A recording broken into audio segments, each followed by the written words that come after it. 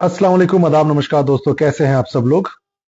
मैं अपनी बात की शुरुआत करूं इससे पहले कि छोटा सा वीडियो देखिए और उसके बाद से मेरे साथ जुड़ेंगे एक एक्टिविस्ट, सुप्रीम कोर्ट के लॉयर जनाब शाहिद अली साहब। इस वीडियो को पहले देखिए और फिर उसके बाद हम लोग शुरुआत करते हैं। और इसीलिए वक्फ बोर्ड एक्ट 1995 को पूरी तरह से खत्म करने की मांग हो रही है। बीजेपी के राज्यसभा सांसद हरनाथ सिंह ने बाकायदा शिकायतों, सबूतों और आरोपों के साथ सदन में अपनी बातें रखी और इस एक्ट को रद्द करने की मांग की। अगर मेरी आवाज आ रही है तो बताइए। 1995 समाज में द्वेष और नफरत पैदा करता है, अपनी अकूत ताकत का दुरुपयोग करता है, समाज की एकता सद्भाव को विभाजित करता है, अपने अकूत अधिकारों की ताकत के आधार पर सरकारी और निजी संपत्तियों तथा मठ मंदिरों पर मनमाने तरीके से कब्जा करता है। ये विधेयक असंवैधानिक कृत्यों के खिलाफ पीड़ित पक्ष को अदालत जाने से रोकता है, न्यायपालिका और संविधान की सर्वोच्चता को खंडित करता है। अतः मैं आपकी अनुमति से देश हित में वक्फ बोर्ड अधिनियम 1995 को निरस्त करने के लिए विधेयक को पुनः स्थापित करने की अनुमति देने की मांग करता हूँ। दरअसल ये बोर्ड मुस्लिम समुदाय के उत्थान और विकास के लिए काम करता है, लेकिन वक्फ जो काम करता है उसकी हकीकत कुछ और ही है। तो मेरे ख्याल से आप लोगों को थोड़ा सा बैकग्राउंड समझ में आ गया होगा कि हम लोग किस पर बात करने वाले हैं।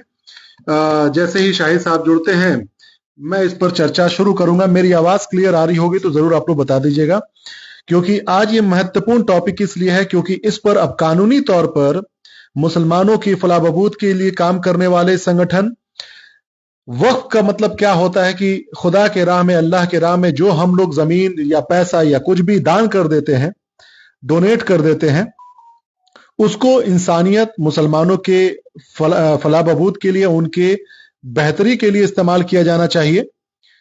उसको अब कानूनी रूप पहले से है, 1995 में इसका वक्फ बोर्ड की जो कानूनी तौर पे इसको दर्जा दिया गया है, उस पर अब उंगली उठनी शुरू हो गई है। ये भले एक शुरुआत है, जो इसका बहुत बड़ा फर्क नहीं पड़ेगा अभी, क्योंकि ये कोई बिल अभी पेश हुआ है, एक्सेप्ट होना नहीं होना उस पर चर्चा होनी बहुत लंबी लड़ाई है।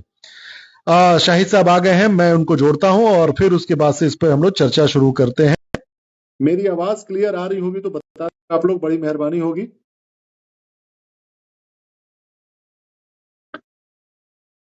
तो ये एक छोटा मामला नहीं है, बहुत जी। अस्सलाम वालेकुम शाहिद साहब, वेलकम वेलकम, बहुत बहुत शुक्रिया आपका जुड़ने के लिए लाइव हमारे साथ। मेरी आवाज क्लियर आ रही है? लाइट वगैरह पीछे से कुछ कम करूं क्या? सही है? पीछे अगर बैकग्राउंड की लाइट अगर एक ऑफ कर दें तो ठीक रहेगा जी। तो दोस्तों मेरे साथ जुड़ गए हैं सुप्रीम कोर्ट के लॉयर, सामाजिक कार्यकर्ता, पॉलिटिकली भी बहुत एक्टिव रहते हैं और दबे कुचले समाज के लिए लड़ाई लड़ते हैं, खासकर अल्पसंख्यक समाज, चाहे वो बाबरी मस्जिद का मामला हो, चाहे वक्फ बोर्ड का मामला हो, चाहे वो किसी भी तरह की प्रॉपर्टी का मामला हो। शाहिद साहब उसमें हमेशा बहुत ही एक्टिव नजर आते हैं, काम करते हैं, मेहनत करते हैं, कानूनी तौर पे लड़ाई लड़ते हैं।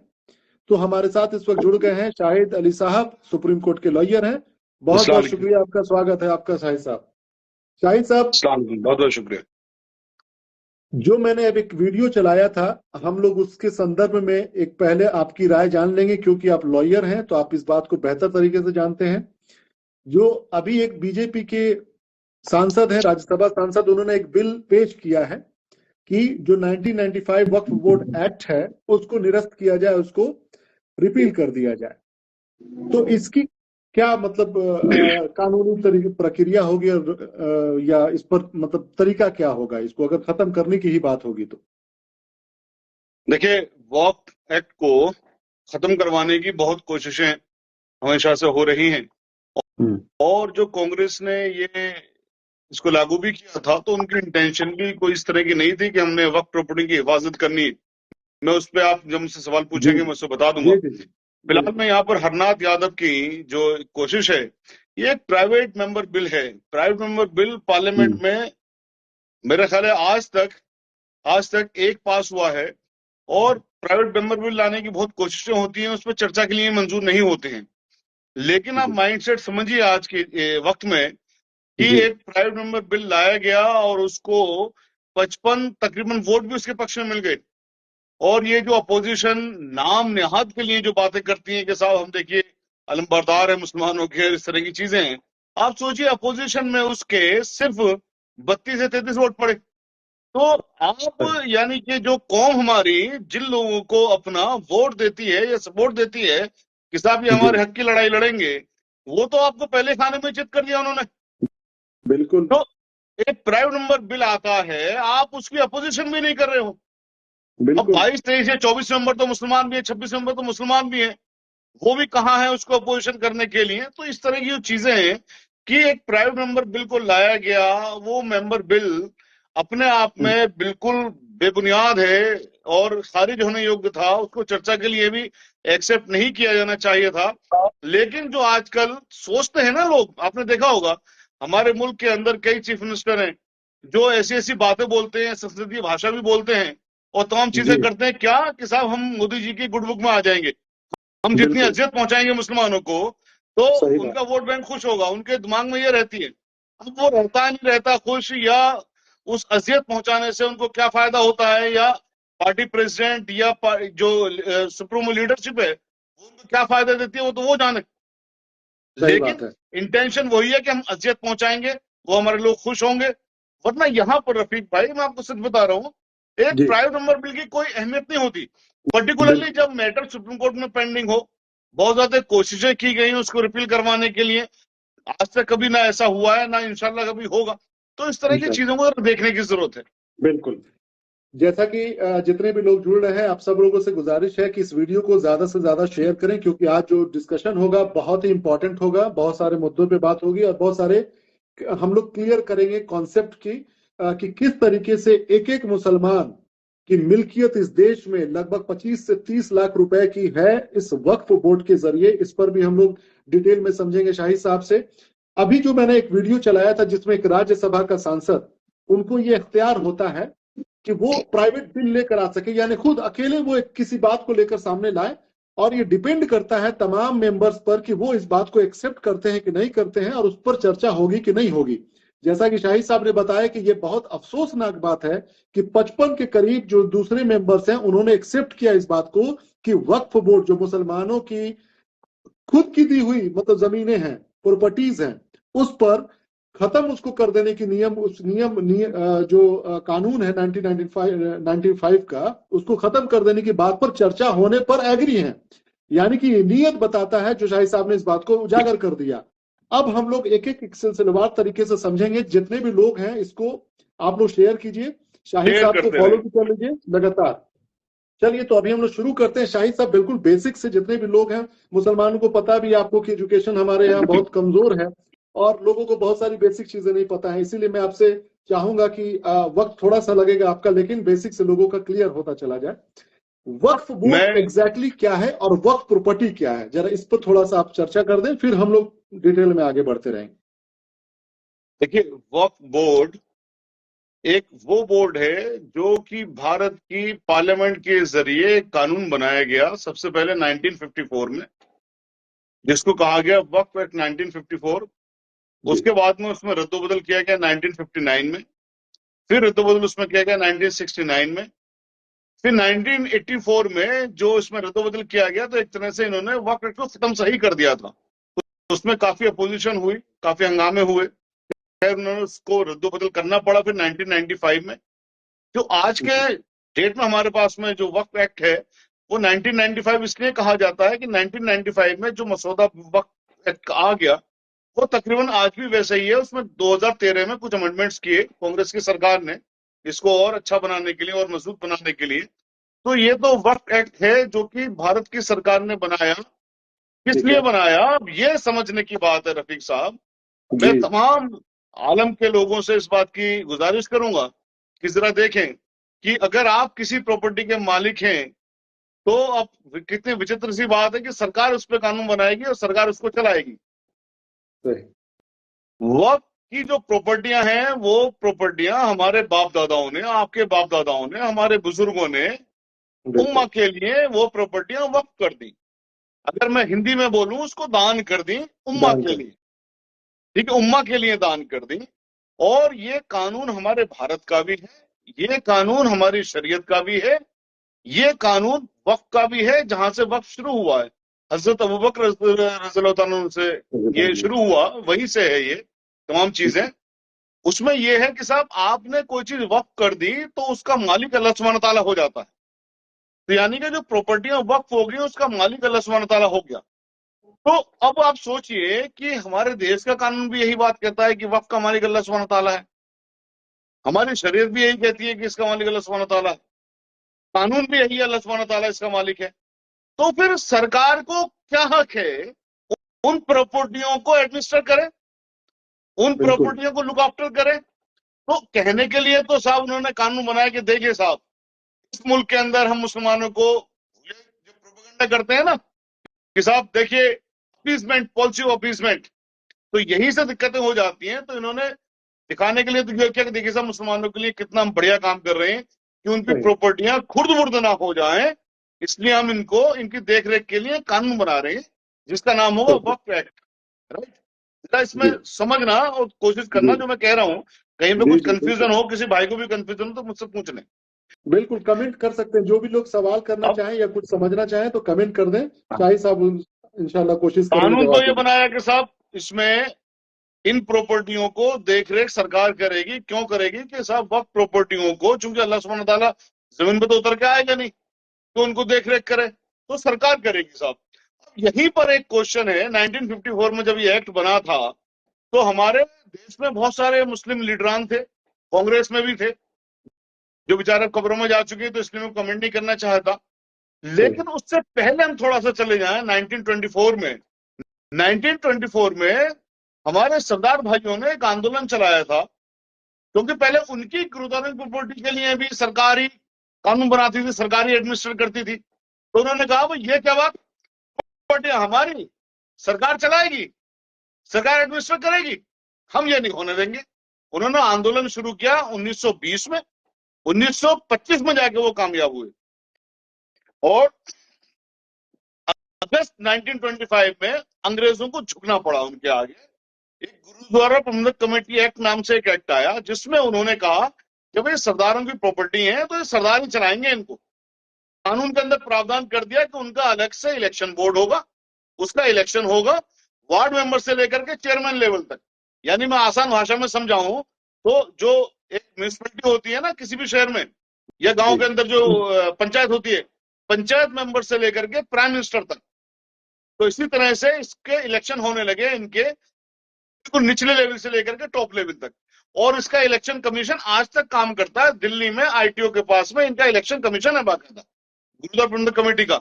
जो गुरुद्वारा प्रबंधक कमेटी को जो इलेक्शन करवाने की जिम्मेदारी है उसका तमाम फंड सरकार देती है। इलेक्शन किसका होता है? सरदारों की उन प्रॉपर्टियों को संचालित करने के लिए जो सरदारों की प्रॉपर्टियां। अब इसका बरखलाफ देखिए आप, वो तो 1% भी नहीं है, 2% भी नहीं, हम तो कितने सारे 15, 16, 17% बातें सब करने के लिए बहुत अच्छी अच्छी आ जाते हैं। लेकिन कितनी अफसोस की बात है कि हमारी प्रॉपर्टियों को संचालित करने के लिए सरकार ने कानून बनाया कि साहब इनको सरकार संचालित करेगी और वक्फ बोर्ड के ओहदेदारान को सरकार ही अपॉइंट करेगी, मुसलमानों के द्वारा इलेक्ट नहीं होंगे। तो अब इसमें क्या हो गया, दो चीजें इससे हो गई जी। एक तो मुसलमानों को उसमें दिलचस्पी खत्म होगी, मुसलमानों को पता ही नहीं है कि उनकी वक्फ प्रॉपर्टियां हैं। जैसा आपने भी अपने भी उसमें कहा ओपनिंग स्टेटमेंट में कि हर मुसलमान 25 से 30 लाख रुपए का मालिक है। अब तो उसकी प्रॉपर्टी को अगर वैल्यू आज की डेट में लगा जाए तो 30 से 35 लाख रुपए का वो मालिक हो जाता है। तो जब मुसलमानों को पता ही नहीं है कि हम इतने अमीर हैं तो उसमें वो इंटरेस्ट में लेंगे। तो मुसलमानों का इंटरेस्ट उससे खत्म किया गया। इलेक्शन होता तो जो भी लोग इलेक्शन लड़ते वो बताते कि साहब आप देखिए इतने अमीर हो, आपके लिए ये पॉलिसी लेके आ रहे हैं, आपके लिए ये चीजें हम करेंगे, वो चीजें नहीं बताई गई। तो मुसलमानों को बेसिकली वक्फ से दूर कर दिया गया। और दूर करने की वजह क्या थी कि मुसलमान इतनी बड़ी जायदाद, इतनी बड़ी प्रॉपर्टियां वक्फ बोर्ड के पास, जो वक्फ प्रॉपर्टियां हिंदुस्तान में कि रेलवे के बाद सबसे ज्यादा प्रॉपर्टियां, तो सरकार को इन प्रॉपर्टियों को खाने का मौका मिल गया। अब सरकार ने क्या किया, इन प्रॉपर्टियों को एक्वायर करना शुरू किया। अब वक्फ का जो कानून बनाया उसमें दफा 51 में ये लिख दिया कि साहब वक्फ प्रॉपर्टियों को एक्वायर नहीं कर सकती सरकार, न बेची जा सकती है, न ट्रांसफर हो सकती है। लेकिन उसके बावजूद उसमें एक प्रावधान क्या कर दिया कि अगर सरकार को किसी पब्लिक कॉज के लिए लेनी ही पड़ती है तो वक्फ बोर्ड के चेयरमैन से वो परमिशन लेंगे, अनुमोदन लेंगे, अप्रूवल लेंगे और वक्फ बोर्ड को उस प्रॉपर्टी के रिगार्डिंग कंपनसेट करेंगे। ये प्रोविजन होने के बावजूद भी भारत की सरकार ने लाखों प्रॉपर्टियां, मैं ऑन रिकॉर्ड कह रहा हूं, लाखों प्रॉपर्टियां एक्वायर करी, लाखों प्रॉपर्टियां एक्वायर कर ली भारत की सरकार ने। और किसी भी वक्फ बोर्ड ने उसको ये नहीं कहा भैया आपने कानून तो ये बनाया पार्लियामेंट के अंदर कि आप ले नहीं सकते, आपने मुझसे पूछा भी नहीं। सही, क्यों नहीं पूछा किसी भी वक्फ बोर्ड ने? क्योंकि वक्फ बोर्ड के चेयरमैन को तो अपॉइंट सरकार ही कर रही है। बिल्कुल, जिसको सरकार अपॉइंट कर रही है उस सतना से आदमी की अहमियत या औकात क्या प्राइम मिनिस्टर के खिलाफ या सरकार के खिलाफ हो सकती है? बिल्कुल भी तो नहीं। अपनी को तो मरने के लिए बैठा हुआ है। तो एक लीडरशिप ऐसी तैयार की गई जो गुलाम लीडरशिप थी मुसलमानों की, सही, जिन्होंने कभी बात ही नहीं करनी मुसलमानों के हकूक की। उनको वक्फ बोर्ड भी दिया, हज कमेटी भी दिया, तमाम चीजें दी, ताकि वो तो उनके पिट्ठू हो गए ना, और साथ साथ बिल्कुल, ये चीज करते रहे। अब इसी में एक बहुत बड़ी तादाद सरकार के अलावा सरकार ने कब्जा करी जो पिट्ठू मुसलमानों की थी। जी, इसमें हमारे बहुत ज्यादा मतलब उलेमा भी उनको नहीं कह सकता क्योंकि उलेमा ऐसा काम नहीं कर सकता नहीं कर जो अपने सकते, आप को ड्रामे के तौर पर उलेमा के तौर पर पेश करते हैं कि ताम उलेमा। उन्होंने बहुत ज्यादा प्रॉपर्टी हमारी खाई, बिल्कुल, मिली बांट हो गई। सारे की सारी प्रॉपर्टियां किसकी खा रहे थे? वो खा रहे थे प्रॉपर्टियां उन गरीब मुसलमानों मुसलमानों की, को, उन गरीब मुसलमानों की, उन हमारी बेवा बहनों की, उन हमारे माजूर लोग, उनके भाइयों की, जिनके पास में खाने के लिए दवाएं नहीं, पढ़ने के लिए किताबें नहीं, एजुकेशन नहीं है, कुछ नहीं है, पहनने के लिए कपड़े नहीं है। अब सोचिए जो बच्चा 30 से 35 लाख रुपए का मालिक है, जी, उनकी प्रॉपर्टियां खा रहे हो, और ये अपना वो क्लेम करते हैं मुसलमान हैं, उस कुरान को मानते हैं जिस कुरान में बारंबार ये लिखा है यतीमों का हक मत खाइए। तो बेशक, वक्त प्रॉपर्टियां जिन लोगों ने दी थी वो तो चले गए, तो ये बिल्कुल, हक तो उन यतीमों का है, बेवाओं का है, मिस्किनों का है, गरीबों का है, जिनका ये हकदार है। तो अब सही, सोचिए ना कि सरकार ने क्या किया। सरकार ने एक तरफ तो मुसलमानों को वक्फ से दूर किया, दूसरी तरफ बिल्कुल, इनको एक्वायर करने के लिए, इनको खाने के लिए ऐसा कानून बनाया। अब आप बॉम्बे में अक्सर सुनते होंगे कि साहब जो हिंदुस्तान का सबसे अमीर आदमी है, जो हिंदुस्तान का सबसे अमीर आदमी धीरू भाई, उसने उनका अपना महल बनाया वक्फ प्रॉपर्टी पे। वर्क प्रॉपर्टी पे, उसने जी, जी, महल बनाया वक्फ प्रॉपर्टी पे, लेकिन क्या उसने उस प्रॉपर्टी को खरीदा? नहीं, उसने उस प्रॉपर्टी को खरीदा, उन वक्त चोरों से खरीदा। मतलब बिल्कुल, प्रॉपर्टी बिक नहीं सकती थी कभी भी, आज भी नहीं बिक सकती है। आप वक्त बोर्ड दे दीजिए हमारे हाथ में, हम उस प्रॉपर्टी को वापस ले आएंगे उनसे। किसी का मतलब ही नहीं होता कोई वक्त प्रॉपर्टी ले ले। लेकिन आप सोचिए ना, उन्हीं वक्त चोरों ने मिल करके सांठ गांठ करके पैसे ले लिए। अब कानून तो आपने बना लिया, बिक नहीं सकती, फिर किस वजह से बिक रही है भाई? सही, जुडिशरी में आप जाते हो तो जुडिशरी में, जैसे हम दिल्ली में गए जुडिशरी ने हमारी पिटिशंस को मंजूर किया, तो यही वक्फ बोर्ड यानी कि गवर्नमेंट के वो पिट्ठू अहदेदारान पहुंचे, साहब शायद साहब तो खलीफा नहीं है, ये तो हमारी प्रॉपर्टियां, वक्फ बोर्ड की प्रॉपर्टियां। वक्फ बोर्ड की प्रॉपर्टियां नहीं है, गरीबों की प्रॉपर्टियां, मुसलमानों की प्रॉपर्टियां है, कोई भी इसमें बिल्कुल कोर्ट में सही, जा सकता है। तो इस तरह सही, की चीजें रही। अब जो आज की डेट में सरकार है, जी, उनका शायद उससे भी दिल नहीं भर रहा, क्योंकि उनको उनको क्या करना है, उनको दिखाना है कि साहब अच्छा, हमने देखिए। शाहिद साहब, एक इसी पर चूंकि जो आपने एक बैकग्राउंड की जो बातें बताई कि किस तरीके से इसके साथ खिलवाड़ किया गया सरकारी तौर पर भी, और कुछ लोग अपने भी हैं जो इसको लूट रहे हैं, मैं इसी संदर्भ में जो आप बोलने जा रहे थे, एक्चुअली मैं उसी में चाह रहा था कि इसका जवाब मिल जाए। क्या जो अभी बिल पेश करने की कोशिश हुई है, अगर ये मान लीजिए पास हो जाता है कि 1995 का एक्ट खत्म हो जाता है, जो वक्फ प्रॉपर्टी होती है वो जाहिर सी बात है कि मुसलमान ही होते हैं जो जमीन देते हैं, और मुसलमानी की ही प्रॉपर्टीज पर मतलब वक्फ बोर्ड काम करता है, जाहिर सी बात है। तो अगर ये मान लीजिए कानून खत्म भी हो जाता है तो जो तमाम प्रॉपर्टीज जो वक्फ लोग करते हैं वो तो वैसे भी वैलिड रहेंगी, तो क्या बस उसको रेगुलेट करने का सिस्टम बदल जाएगा क्या? जी, एग्जैक्टली, मैंने बिल्कुल कल भी यही बात कही थी, मैं उसी बात पे मैं आ भी रहा हूं जी, कि एक तरफ तो इनकी पॉलिसी ये है कि साहब हमने अजियत पहुंचा रहे हैं, तो रिप्रेजेंट तो जैसे कांग्रेस रिप्रेजेंट करती थी कि देखिए साहब मुसलमानों को खुश करने का काम कर रहे हैं, जी, खुश नहीं करती थी, मुसलमानों को दलितों से निचले स्तर पर पहुंचा दिया। आज की जो पार्टी पावर में है वो ये दिखाती है कि देखिए साहब मुसलमानों को हम अजियत पहुंचा रहे हैं, हम नुकसान पहुंचा रहे हैं ताकि वो लोग खुश हो जाएं। अजियत नहीं पहुंचा सकते वो, यही बात मैं बारंबार कहता हूं कि आप हौसले से, हिम्मत से काम लीजिए। आपकी बात बिल्कुल सही है जी सॉरी, जी जी, कोई बात एक सेकंड। जी जी आपकी बात बिल्कुल सही है कि अगर वक्फ एक्ट को आप खत्म भी कर दोगे तो प्रॉपर्टियां तो वो हमारी है ना, उसका बिल्कुल मालिक तो अल्लाह है ना, वो तो अल्लाह ही बिल्कुल रहेगा। बिल्कुल प्रॉपर्टियां थोड़ी कोई भी ले लेगा, सही प्रॉपर्टियां बात, कोई नहीं ले सकता है। तो सही, ये जो भ्रम पैदा किया जाता है, भ्रम क्या पैदा किया जाता है? ताकि इससे पॉलिसी मुसलमानों को ऑफ नुकसान होगा। Appeasement, policy of appeasement and policy of हाँ, हेट्रेड। तो बिल्कुल कल पॉलिसी ऑफ अपीसमेंट थी, वो मुसलमान को नुकसान पहुंचाते थे। आज पॉलिसी ऑफ हेट्रेड भले है, लेकिन हमें ऐसा लगता है कि उससे हमें फायदा होगा इंशाल्लाह। इंशाल्लाह। फायदा क्यों होगा? आज आप बात कर रहे हैं, आपके जरिए 1,00,000, 2,00,000, 10,00,000 लोग देखेंगे, ऐसे जी बात दूर तक जाएगी, सबके पास बात जाएगी। तो जैसे कि वक्फ बोर्ड मालिक नहीं है प्रॉपर्टियों का, वक्फ प्रॉपर्टियों का, वक्फ जी, बोर्ड से केयर टेकर है। केयर टेकर है मालिक वो। उनका कल भी अल्लाह सुब्हानहू तआला था, पार्टीशन से पहले भी मालिक उनका अल्लाह सुब्हानहू तआला था, पार्टीशन के बाद भी मालिक उनका अल्लाह सुब्हानहू तआला है। तो सिर्फ एक जो उनके गवर्निंग सिस्टम है, हो सकता है गवर्निंग सिस्टम में ये अख्तियार दे दें मुसलमानों को, साथ मुसलमान भी इनका इलेक्शन करके इलेक्ट करेंगे इनको, हो सकता है वो कर दें। हमारी डिमांड भी सरकार से चल रही है कि साहब इसका जो गवर्नमेंट को कोई हक नहीं होना चाहिए इनको अपॉइंट करने का, गवर्नमेंट हमें हक होना चाहिए।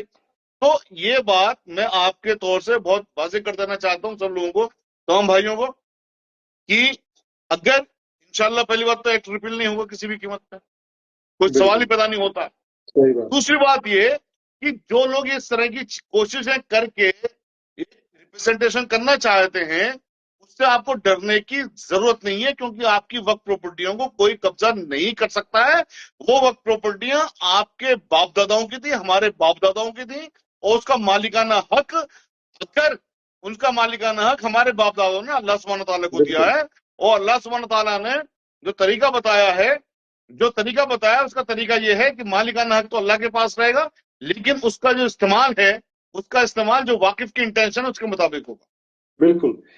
बहुत अच्छा शाहिद भाई, एक चीज मैं और भी लोगों को ये समझाने की नीयत से मैं बोल देना चाहता हूँ कि सब लोगों को पता है कि वक्फ की प्रॉपर्टी वो होती है जो कोई मुसलमान अपने खुशी से अल्लाह की राह में मुसलमानों की फलाह बहबूद के लिए दान करता है, उसको हम लोग वक्फ प्रॉपर्टी कहते हैं, जिसका मकसद चाहे वो मस्जिद बनाने के लिए हो, मदरसा बनाने के लिए हो, या कोई भी सोशल वर्क के लिए हो, इवन कि हॉस्पिटल बनाने के लिए हो, इंस्टीट्यूशन बनाने के लिए हो, या कुछ भी बनाने के लिए हो, उसका इस्तेमाल इस प्रॉपर्टी से किया जाता है। अब एक बात यहाँ पे आती है, इसके लिए एक कानून बना था, जैसा कि शाहिद साहब ने पूरा एक्सप्लेन कर दिया बढ़िया से। अगर वो कानून खत्म भी हो जाता है, प्रॉपर्टी वैसे ही रहेंगी, क्योंकि सबके कागजात होते हैं, सबके लीगल आइडेंटिटी है, सब कुछ उसका प्रॉपर तरीके से है। अब बात यहाँ पर ये आती है शाहिद भाई, अगर मान लीजिए अगर ये सरकार इसको खत्म भी कर देती है, लेकिन आज की तारीख में जो लोग बैठे हुए हैं इस वक्फ बोर्ड में, चाहे वो राज्य सरकार की हो, चाहे बिहार सरकार, दिल्ली सरकार राज्य में, या जिला स्तर पे हो, ये लोग इससे क्या क्या कर सकते थे, कैसे हम 25-30 लाख रुपए के मालिक हैं पूरे भारत की जनता। जरा इस पर आप एक रोशनी डाल दीजिए, ताकि जितने भी लोग ये समझते हैं, मुसलमान खासकर, कि ये चीज कुछ ऐसी चीज है जो हमसे लेना देना नहीं है, जबकि सच्चाई ये है कि ये हमारे लिए है। देख, मैंने इस पर बहुत काम किया है, आपको पता है रफीक भाई, बिल्कुल पहले भी बिल्कुल कितने मरतबा इस पर हम लोगों ने वो किया, और मैंने बिहार में भी मैं गया कॉन्फ्रेंस करने के लिए, बंगाल में भी गया, मैं पूरे मुल्क भर के अंदर घूमा, लोगों को ये बताने के लिए कि वक्त कितना जरूरी है और उसमें आपका हक क्या है। अब आप सोचिए जरा सा, मैं आपको मिसाल के लिए तौर पे बता रहा हूं, हम दिल्ली को ले लेते हैं मिसाल के तौर पर। ठीक है, दिल्ली में भारत की सरकार ने 300 प्रॉपर्टियां वक्फ के एक्वायर कर ली, दफा 51 के खिलाफत करके कर ली, यानी वो वक्फ प्रॉपर्टियां एक्वायर नहीं कर सकते थे, कर ली उन्होंने। उसमें जो सबसे छोटी प्रॉपर्टी है उसका रकबा है 25,000 गज, 25,000 गज, यानी कि तकरीबन 25 बीघा। दिल्ली में जहां पर जो रेंटल है, अब मैं इस गज को 1 मिनट के लिए, प्रॉपर्टीज में सबसे छोटा जो 25 बीघा का है, सबसे छोटा, मैं उस सबसे छोटी प्रॉपर्टी को आप ले लीजिए, ऐसी 300 प्रॉपर्टियां हैं, आप इसको सारी प्रॉपर्टी को 25,000 गज की मान लीजिए 1 मिनट के लिए, 25,000 गज को 300 से गुणा कर लीजिए, ठीक है। फिर उसको आप स्क्वायर फीट में चेंज कर दीजिए, 25,000 गुणा 300 गुणा 9, अब आप कर लीजिए इसको। और जो यहाँ पर दिल्ली में जहां पर ये प्रॉपर्टियां हैं, बहुत पॉश इलाके में प्रॉपर्टियां हैं, जहां किराया तकरीबन 200 रुपए स्क्वायर फीट, 250 रुपए स्क्वायर फीट है। आप मत मानिए 200, आप मत मानिए 100 रुपए स्क्वायर फीट, आप मत मानिए 50 रुपए स्क्वायर फीट, आप मत मानिए 30 रुपए स्क्वायर फीट, आप मानिए उसे 20 रुपए स्क्वायर फीट मानिए, ठीक है। अब आप सोचिए 25,000 गुणा 300 गुणा 9 गुणा 20 कर लीजिए, तो एक साल में, एक महीने का मैं आपको ये रेंटल बता रहा हूं, इसको फिर आप 12 से गुणा कर लीजिए, तो ये कई हजार करोड़ रुपया आ जाता है।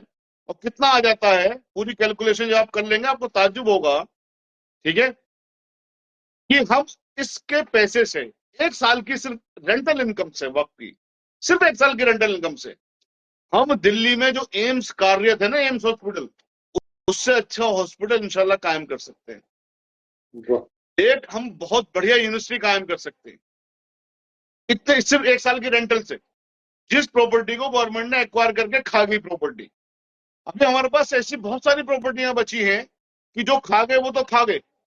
अब सोचिए एक साल में आपने इतना पैसा आपके पास में आ गया कि तकरीबन 70,000 करोड़ या 700,000 करोड़ रुपए आपके पास में ये आ गया। अगले साल फिर आपके पास इतना पैसा एड ऑन हो गया, अगले साल आपके पास फिर इतना पैसा एड ऑन, 5 साल तक के लिए ले लीजिए, उसको 5 से गुना कर लीजिए।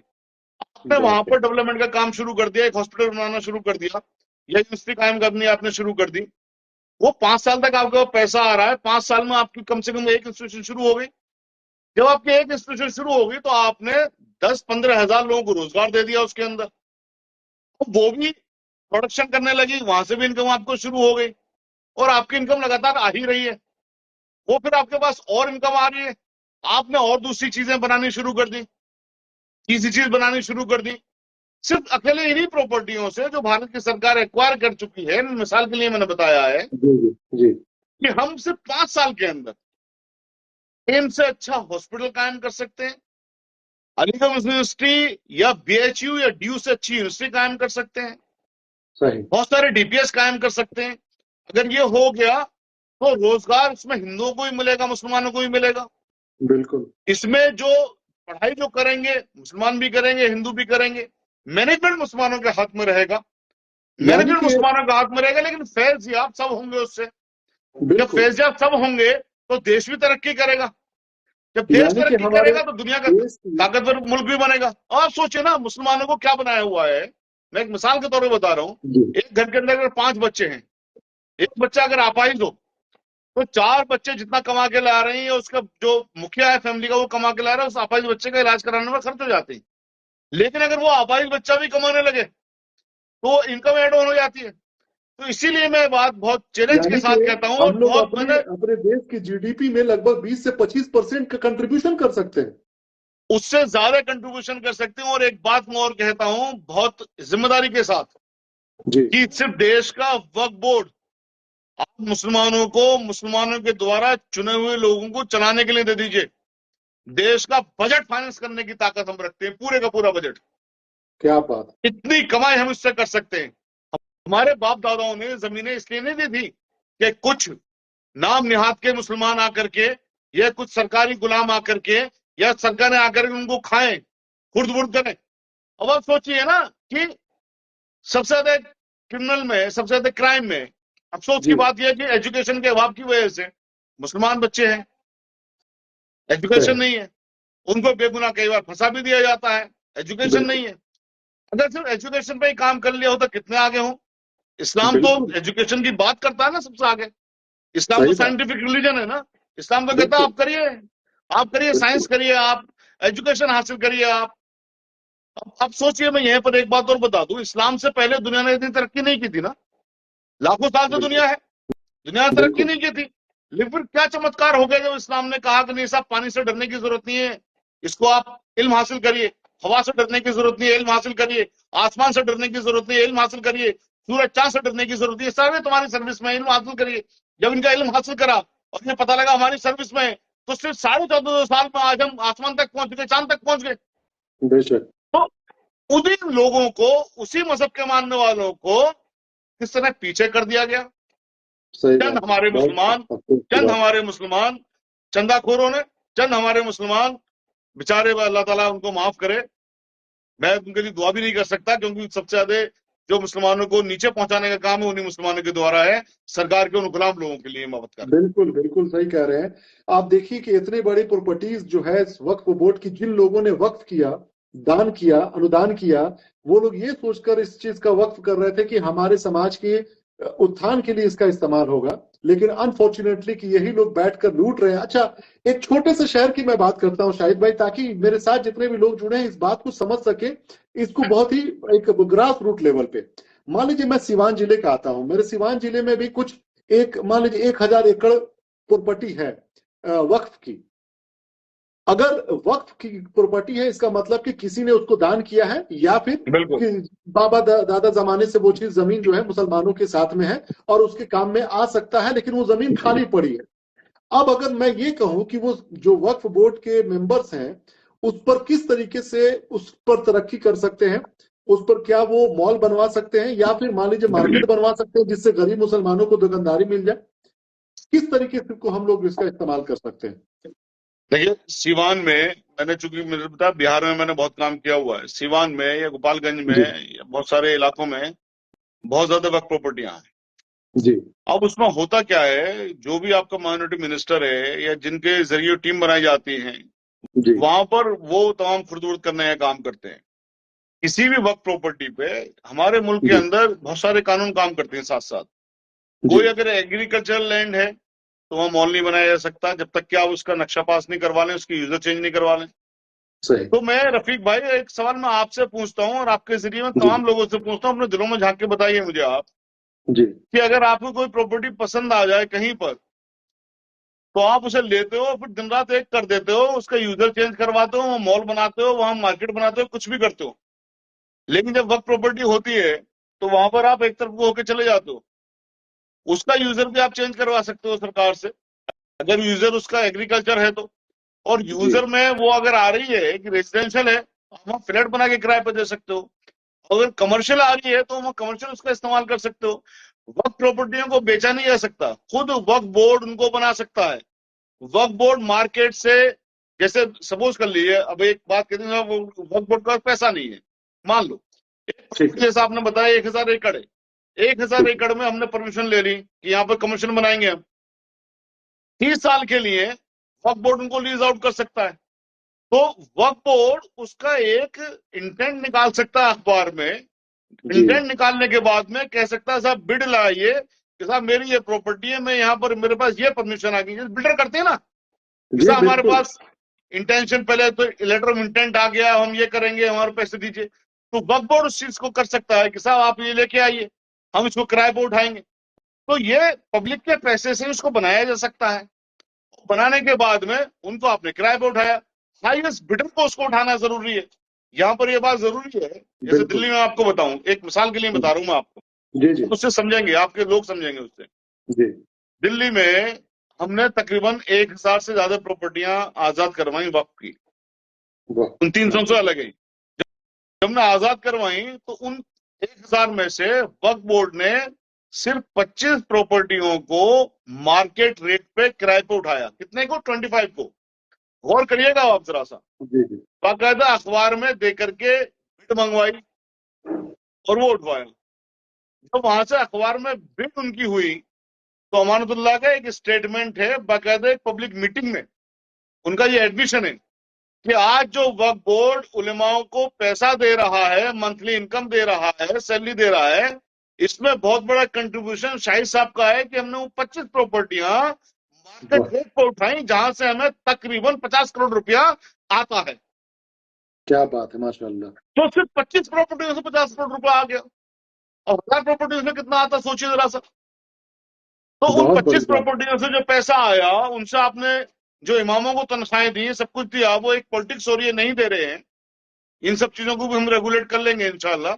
आप सोचिए ना कि बिल्कुल सारी प्रॉपर्टियों को अगर हम मार्केट रेट को उठा करके उनको हम जो उनका फायदा होना चाहिए, अब एक हम उसमें से फंड बना दें कि साहब जो बहनें हमारी बेवा हैं उसमें से एक फंड उनको जाएगा। तो जो ये एक चीज हमारे ऊपर आती है कि साहब मेंटेनेंस नहीं मिलता मुस्लिम औरतों को, वहां से उनको दीजिए ना, पेंशन दीजिए ना वहां से उनको, या जो हमारे बुजुर्ग हैं आप उनको पेंशन दीजिए ना, या जो बच्चे पढ़ रहे हैं वहां से आप उनकी एजुकेशन को वो करिए ना, स्कॉल करिए, उनको दीजिए वहां से, पढ़ाइए उनको, तो कोई तो दिक्कत क्या होगी ही नहीं। शाहिद इसको भाई, समझने क्या की बात है, इसमें कितनी कितनी इंपॉर्टेंट चीज है। रफीक बिल्कुल भाई, अगर मैं तुम्हारी 1 इंच पे कब्जा कर लूं, खुदा जी, तुम्हारे अंदर ताकत होगी तो अभी डंडा लेके आ जाओगे, सही बात, वरना कम से कम कोर्ट चले जाओगे। बिल्कुल हर मुसलमान की इतना बड़ा सरमाया कब्जा हो रहा है, बंदरबाट हो रही है, समझ में आने को तैयार नहीं है। हम लोग अपनी अपनी जिंदगियों में मस्त है, बिल्कुल फिर सही कहते बात, हैं कि बहुत साहब अफसोस हमारे ऊपर की जुल्म बात हो है। रहा है, ये हो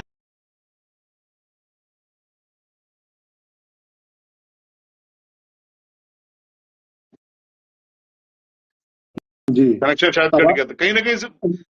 बिल्कुल। अच्छा, ये सोचा जाए कि शाहिद भाई कि आखिर कौन सा विल पावर है, जो इन विल पावर क्यों नहीं आ पा रहा है इस तरह के काम करने वालों को, जो अभी बोर्ड के मेंबर्स हैं, आखिर इनकी कौन सी साइकोलॉजी काम करती है? अच्छा, एक चीज पहले इस पर आने से पहले कि ये बोर्ड के कौन कौन मेंबर हो सकते हैं? जैसे मान लीजिए मेरे मेरे फादर ने कोई जमीन वक्फ किया, तो उसका मेंबर कौन कौन हो सकता है वक्फ बोर्ड का? क्या मैंने प्रॉपर्टी वक्फ कराया अपने फादर से, तो क्या मैं भी उसका मेंबर हो सकता हूँ, या फिर एक सामूहिक तरीके से कैसे होता है? जी देखिए, जो कानून है, जी कानून में जो वक्फ का बोर्ड बनेगा, हर स्टेट का एक अलग वक्फ बोर्ड है, उसमें उस स्टेट का एक मुस्लिम एमएलए, ओके, एक मुस्लिम एमपी,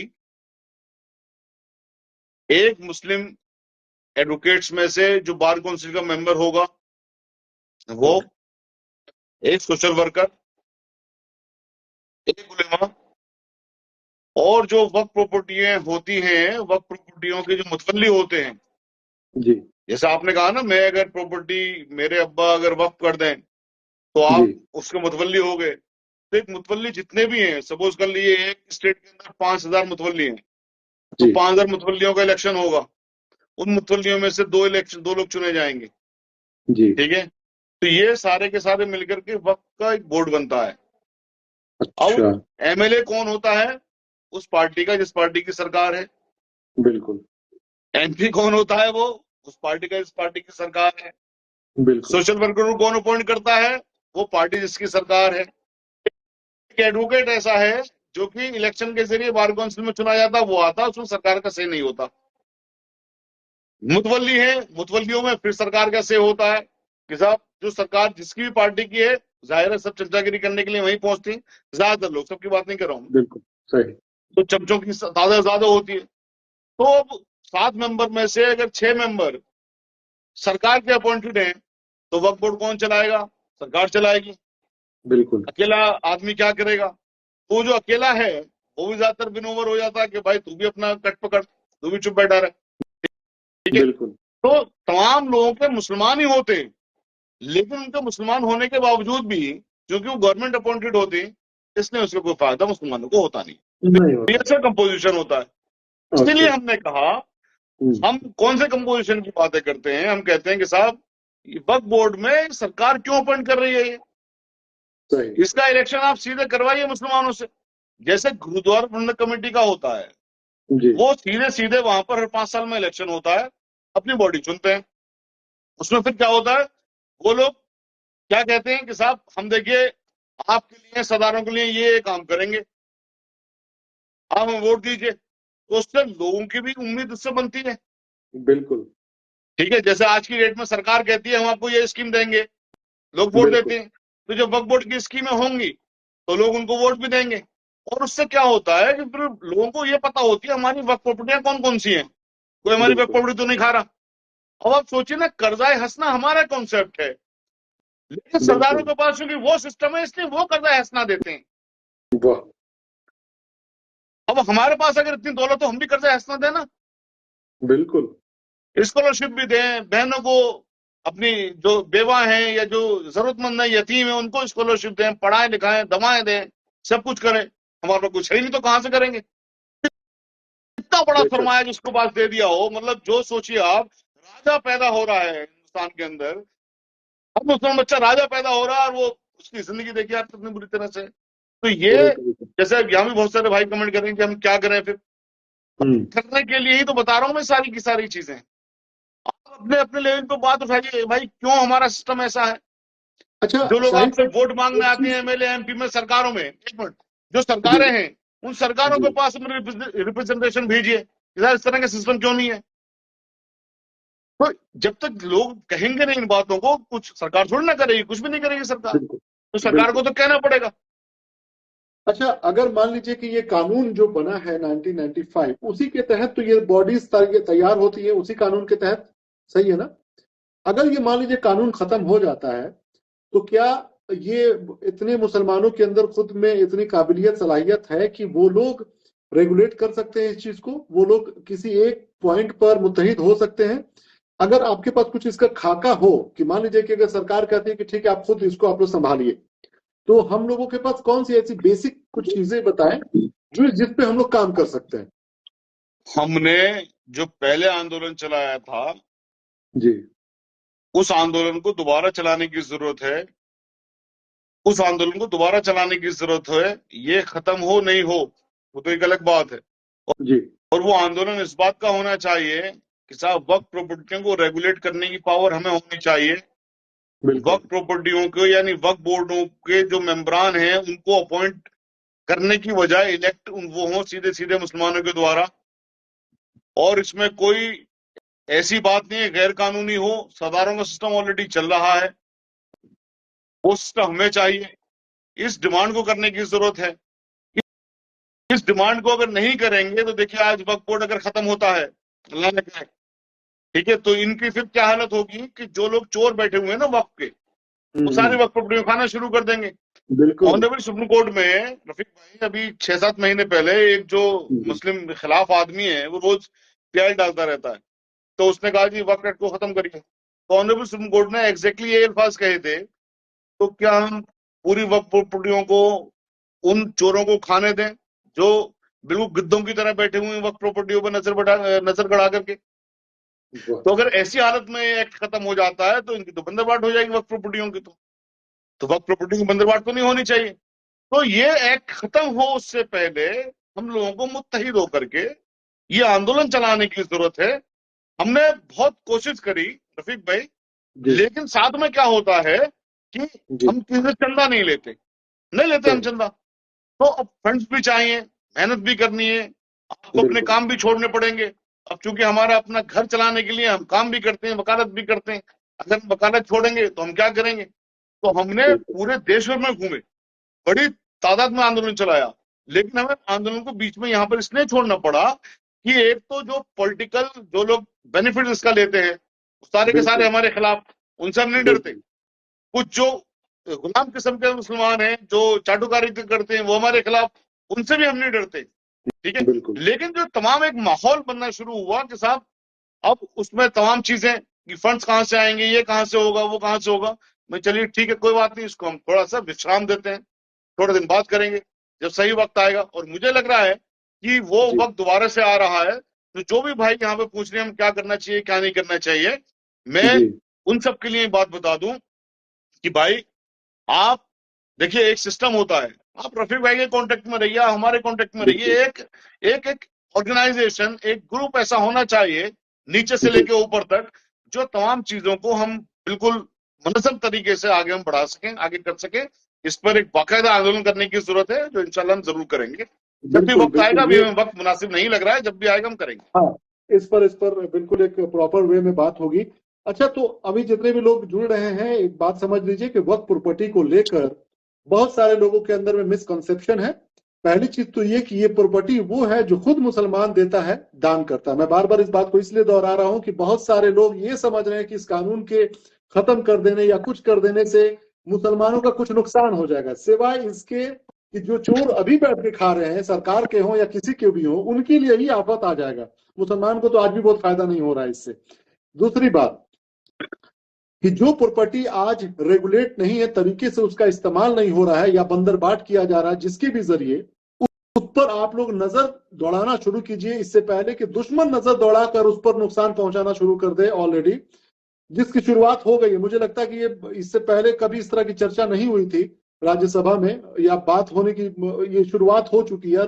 और ये कोई, आपको भी पता है, जैसा कि शाही साहब ने पहले भी कहा, कि आपको अजियत पहुंचाकर, मानसिक तौर पे प्रताड़ित करके आपको ये दिखाना समाज के अंदर में कि देखो हम इनको ठिकाने लगा रहे हैं, यही मतलब भाषा है ना, ठिकाना लगा रहे हैं। तो ये चीज समझिए आप लोग, मुसलमान के अंदर में बेदारी की कमी है शाहिद भाई।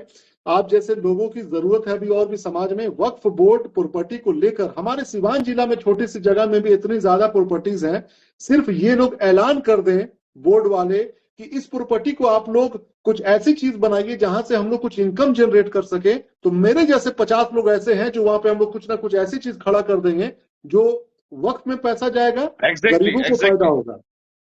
एग्जैक्टली, तो हम यही, अब इस लेवल की, मैं छोटे से लेवल की बात कर रहा हूं। अगर पूरे भारत में अगर हम जमीन की बात करें सिर्फ, तो जितनी प्रॉपर्टी, जितनी जमीन भारत के वायुसेना के पास नहीं है, उससे ज्यादा हमारे सेकंड नंबर पे, उससे ज्यादा नहीं, सेकंड नंबर पे वक्फ की जमीन आती है।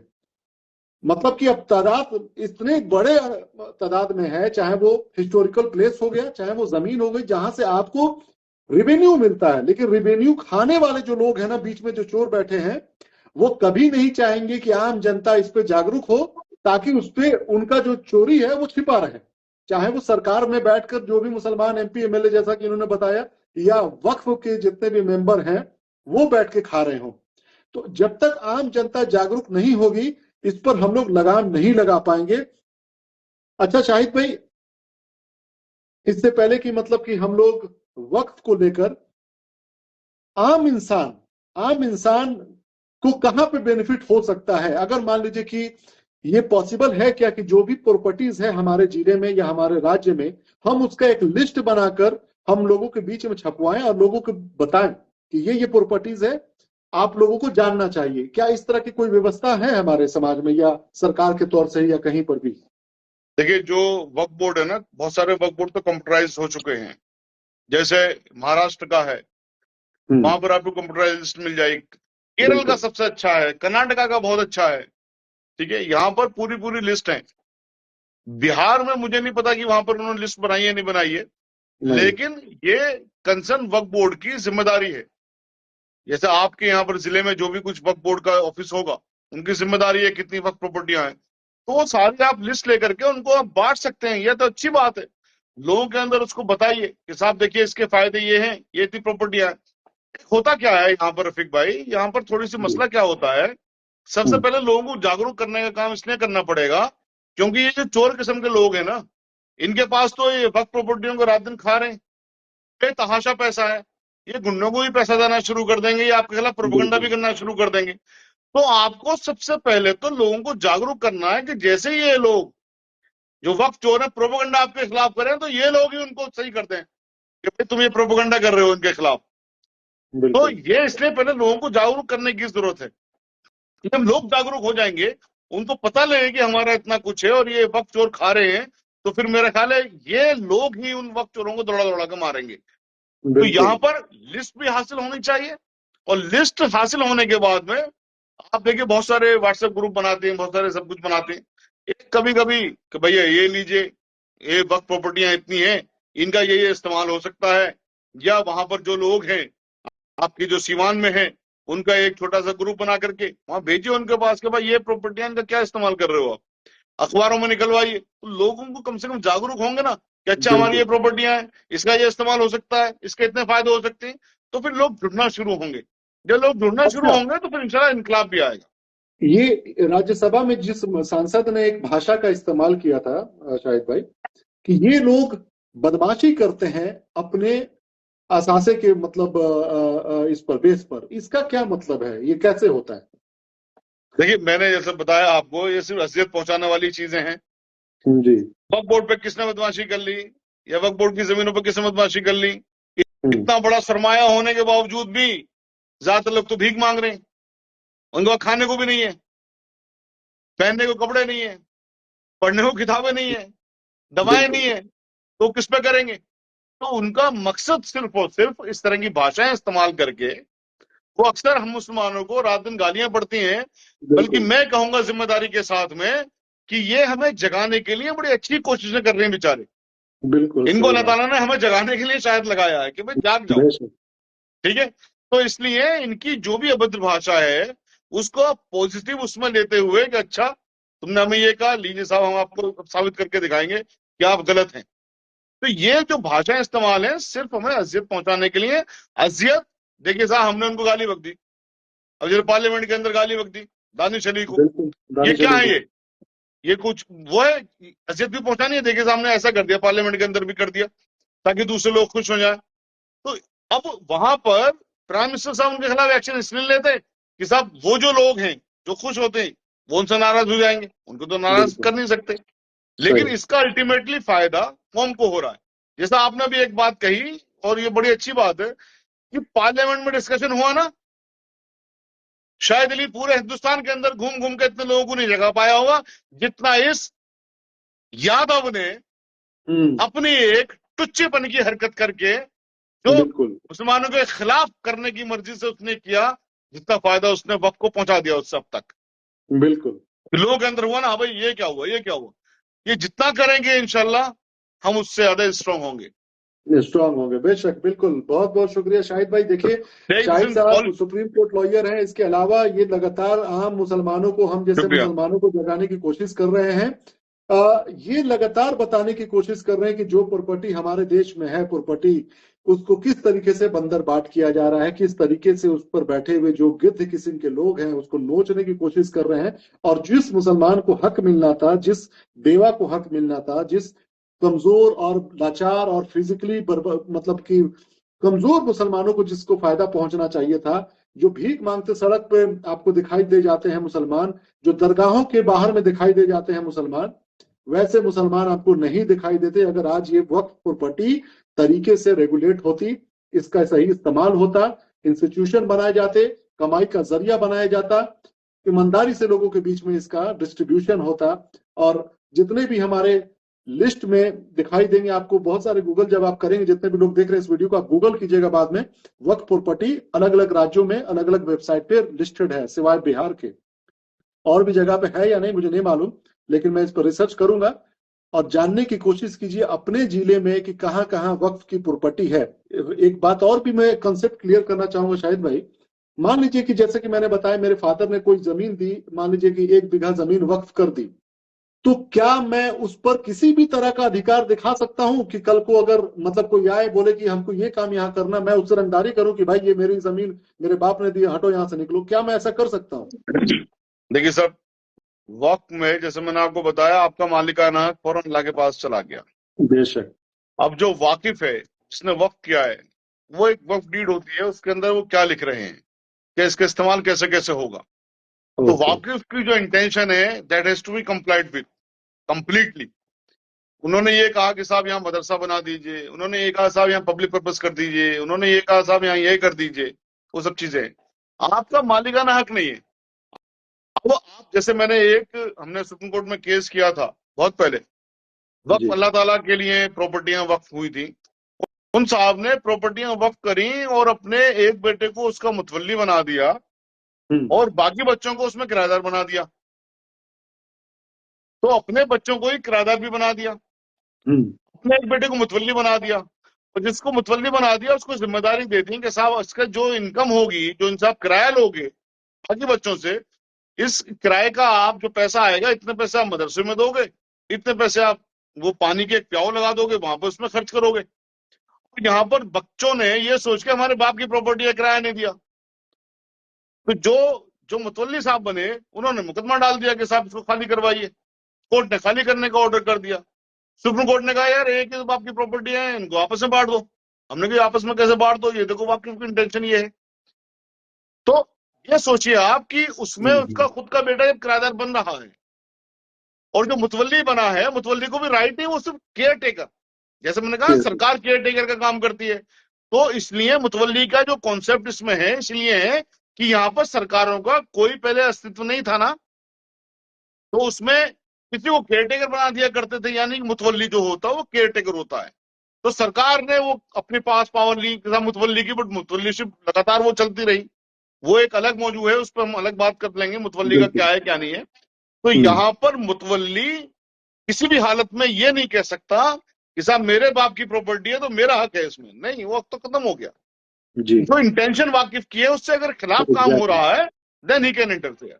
बिल्कुल। मैं इसलिए इस बात को सामने लेकर आया क्योंकि मेरे बहुत सारे ऐसे जानने वाले लोग हैं जो इस बात को लेकर आते हैं कि यार उसी के दादा ने इस तरह का किया था उसीलिए वो कर रहा है, कोई बात नहीं है। इस बात को क्लियर कराना चाहता था मैं आपके जरिए। अभी मेरठ में एक साहब एक प्रॉपर्टी बेचते घूम रहे थे, वक्त अलग औलाद थी वो, और डॉक्यूमेंट मेरे पास आया, मन की भी अलग औलाद आप कैसे बेच सकते हो? बोले जी औलाद हम ही तो है। तो इस तरह की जो चीजें होती हैं, जब मैंने उनको बताया भाई ये प्रॉपर्टी तो अल्लाह की बन चुकी है, आप औलाद हैं, इसका मतलब ये है कि इसके जो बेनिफिट्स हैं उसको आप इस्तेमाल कर सकते हैं, प्रॉपर्टी का मालिकाना हक आपके पास नहीं है। तो ये जो मिसकंसेप्शन है ये बात सही है। अब क्योंकि प्रॉपर्टी की कीमतें बढ़ गई हैं, लोग बेईमान होने लगे हैं, तो जो लोग सरकारी गुलाम हैं वो लोग जब खा रहे हैं तो किसी के अगर बने दिए तो वो तो मैं तो यार मेरा तो हक ही हो गया इसमें, जो नेता खा रही है, खा रही है, वो खा रही है, तो ये सारी चीजें हो जाती है।